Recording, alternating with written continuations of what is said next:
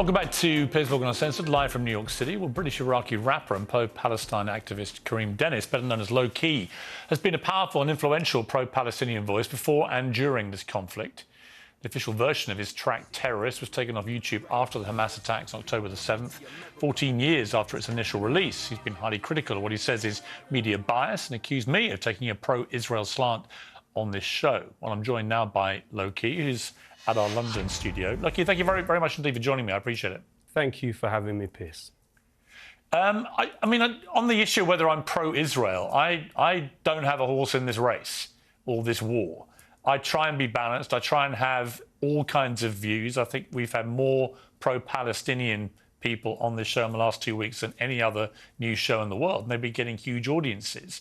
So I would take issue with that charge that somehow I'm slanted one way or another. I think this whole thing is a complete tragedy. I know that you've been committed to the plight of the Palestinians for a long time, going back at least 15 years from what I can see in terms of you travelling to Gaza. What was your reaction when you first heard about these attacks on October the 7th? Well, let's be clear. Reading the testimony of survivors of October 7th from Kibbutz Be'eri, like Yasmin Porat, was extremely harrowing. What she alleges is not only that her husband was killed in the initial takeover, but also she then says that the Israeli military tanks fired on the room where the hostages were, killing 12 Israeli civilian captives. We have also seen fantastic work in the Haaretz newspaper by Amos Harel, where he speaks at length about Brigadier General Rosenfeld, who was in charge of the Haaretz crossing. Now, when this military base was taken over, what he says, Amos Harel, in Haaretz, the well-known Israeli newspaper, he says that Rosenfeld, when he realized that the base was overtaken, called in an airstrike. This is in Haaretz. These are not my words. These are the words of Amos Harel. What we then saw is, since October the 7th, 22 Israeli civilian detainees killed in Gaza by Israeli airstrikes. The Israeli military has something called the Hannibal Directive. The Hannibal Directive was developed in Lebanon in the 80s by the Israelis with the clear understanding that they do not want the other side to take hostages. So, for example, you have the case of Hada Golding in 2014, what Israel called Operation Protective Edge, which killed over 2,200 Palestinians. But when this Israeli soldier was taken captive by the Palestinians, Israel then proceeded to kill everyone, including the civilians in the area around where he was kept and the soldier himself. So what Israel has, unfortunately, is a policy of killing captives. If you look at the case of Gilad Shalit, this was an Israeli soldier. All right, listen, allow me to finish. Allow me to finish. Well, yeah, and don't interrupt you can't just me. keep talking. You can't keep talking. No, I have one last point to make, and I hope that right. you'll allow me to make it. In the case of Gilad Shalit, what happened was one Israeli soldier led to 1,000 Palestinian prisoners being released. There is a clear understanding within the Israeli military and political elite that they do not want people to be kidnapped. So therefore, they unfortunately, as history has shown us and as the directive within the Israeli military shows, they take action to kill their own captives that have been taken by the other side. Right, let me respond to you. You tweeted on October the 7th, the arrogance to believe you could keep 2 million trapped in an open-air prison indefinitely, ... That appears to have been your only comment about what happened. So just for the record, do you condemn what Hamas did that day? I condemn the genocidal conditions which have created this violence. Every heartbeat, every human heartbeat is sacred to me. And that is what has compelled me to work as I have for the last 15 years to save lives, and stop people dying. Piers. But that wasn't my question. No, we do not have a clear picture of what happened on October 7th because, unfortunately, too much of the media has relied on the Israeli military talking points which are given directly to them. Until neutral observers, are able to establish the facts of October 7th, I will not allow the talking points of the Israeli military to become dominant of what happened on that day. Palestinians are subject to a genocidal war. Collective punishment in Gaza is real. Let me respond. You are the only pro-Palestinian person I've had on the show in 2 weeks who has tried to make out that this just didn't happen on October the 7th, or somehow was perpetrated by Israelis. You are misrepresenting what I am saying. Well, I've got two questions. They're very straightforward. Do you believe that 1,500 people were slaughtered, including 260 people at a music festival? You're a musician. And secondly, do you condemn the people who did it? They're not difficult Piers, questions. I would like to quote something that you just said to the former spokesperson for the IDF. This was your exact sentence not long ago. You said, it's difficult to tell between combatants and non-combatants. So the implication of what you said was somehow it was understandable that Israel has killed a Palestinian child every 15 minutes in Gaza. I didn't say that. For the last... No, but somehow they couldn't tell that those children were not combatants, according to you. No, I didn't say that. It's understandable.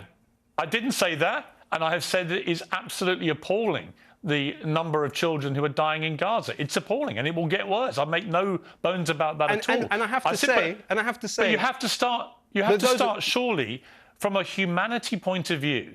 I can absolutely express my horror at the deaths of Palestinian innocent civilians, as I have done many times over the years.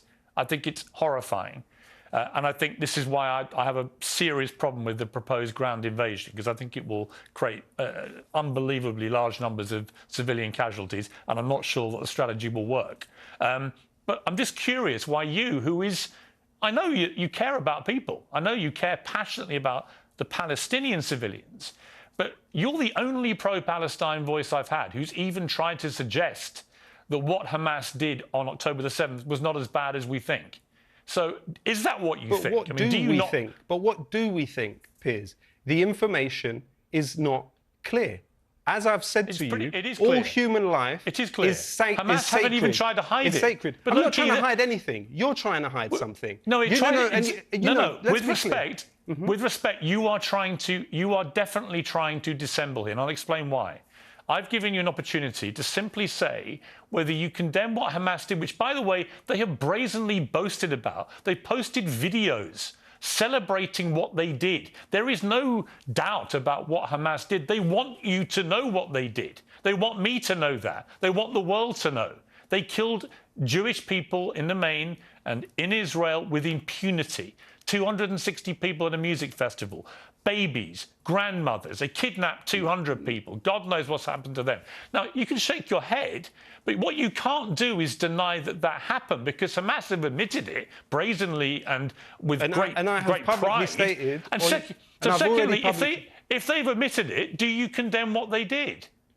I absolutely mourn the loss of all human life in this conflict, and I have struggled for 15 years of my life in a way that, Piers, to be honest, you haven't, okay? And I take you as an empathetic person with a high level of emotional intelligence, okay? I have struggled for 15 years of my life to stop the killing, for a ceasefire now, to stop deaths. But I have to say, Piers, that actually this line of questioning, unfortunately, on a personal level, is somewhat hypocritical, and I'll explain why.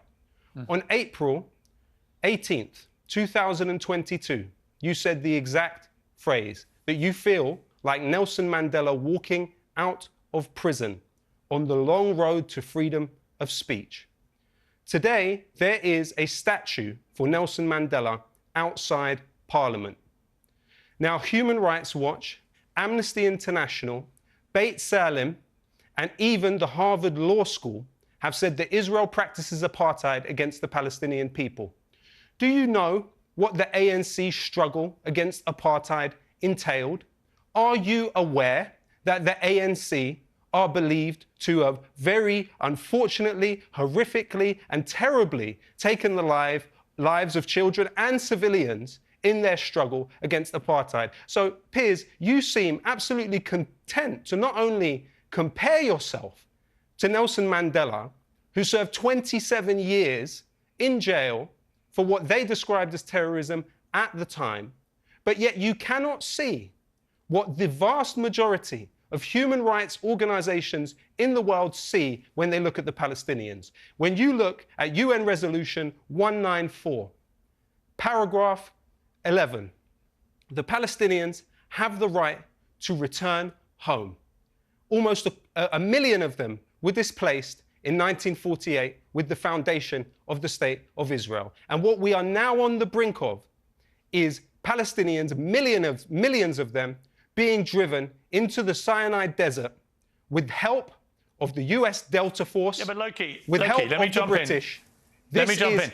A manufactured, an Israeli-manufactured humanitarian catastrophe in Gaza. There is a 23% infant mortality rate in Gaza. Let me say something. I completely agree with you about the plight of the Palestinian people. I've tweeted about this for the last 2 weeks. No, to be fair, you haven't, Piers, and this is not journalism. Shireen Abu Akleh was journalism. Yasser Mortaja was journalism. Mu'taz Azaiza, that's journalism. Palestinians are reaching out from the cage that Israel has put them in, and they are trying to speak to the world. Yeah, and they are being met with cold indifference. And I would say to you, Piers, I would say to you that gentleman that you've just had on the show, Mark Regev, he belongs in The Hague. David Petraeus, you know, Piers, you made your reputation as opposing the invasion of Iraq. Well, I would ask you, journalist to journalist, how could you justify the interview you just gave to the head of US forces in that illegal occupation of Iraq that David Petraeus led? He was then the head of the CIA. Both of the individuals that you have just had on this show deserve to be in The Hague, tried for war crimes. I am not anything like them. I have not hurt a fly. Those two men have. Why are they given the respectability that you gave them with your interview? And why am I interrogated as if I am somehow someone that could hurt a human being? Well, certainly in Mark Regev's case, I pushed him hard on all the positions Israel is currently adopting. That wasn't hard. Let me explain, because I did a tweet today, and I meant every word of this. I said, I have great respect for anybody who, in the immediate aftermath of this appalling terror attack, said it was outrageous and appalling. There are 1,500 Palestinians still under the rubble in Gaza. Exactly. You've had your say. They're still under the rubble, Piers. They're still under the rubble. You're not bringing them up with that. I said those whose instinctive reaction was not to feel that, and I think you're one of them, because your reaction was to say the arrogance to think you could keep 2 million people trapped in an open-air prison indefinitely, as if somehow that justified what happened that day. Piers, it didn't justify what happened that day. You know exactly what you're doing. And you should be able... The point when that tweet was sent, you had not seen anything had happened. You've had your criticism of me, and that's fine. You're perfectly entitled to it. Like I said to you, or you said about me, I believe in free speech. You're entitled to your opinion of me, of David Petraeus, of Mark Regev. But I'm also entitled to judge you as somebody who did not find it in themselves to express anything involving any outrage or any... I've just expressed it. And Piers, this is not journalism. The idea of us comparing our moral compasses and somehow I have a deficient moral compass. Somehow I am a moral monster. You know what's true? You know what's true is I am not. The people that have shown a cold indifference to the ethnically cleansed Palestinians, dispossessed, 1 in 3 every refugee in the world is Palestinian. They are the largest refugee population. Those who have turned a blind eye to their suffering are those that need to be seriously interrogated about their moral compass. And I would ask you before we end the show, I would ask you that I am able to read out the names of the 20 Palestinian journalists that have been killed in Gaza. Because I have 2 more guests. So you're censoring me. Have 8 minutes for them. We have 4 left. It's 20 journalists. So I'm being censored now. And I'll tell you something else. You're not being censored. This badge, zoom in on this badge. This badge was given to me by an employee of this building who said they were told they could not wear this badge because it was the Palestinian flag. You talk about uncensored. This is censored. This badge was banned from an employee in this building. I have told nobody they can or can't wear a badge. So that's a ridiculous thing to say. I'm in New York. But good to see you, Lowkey. I appreciate you coming on the programme.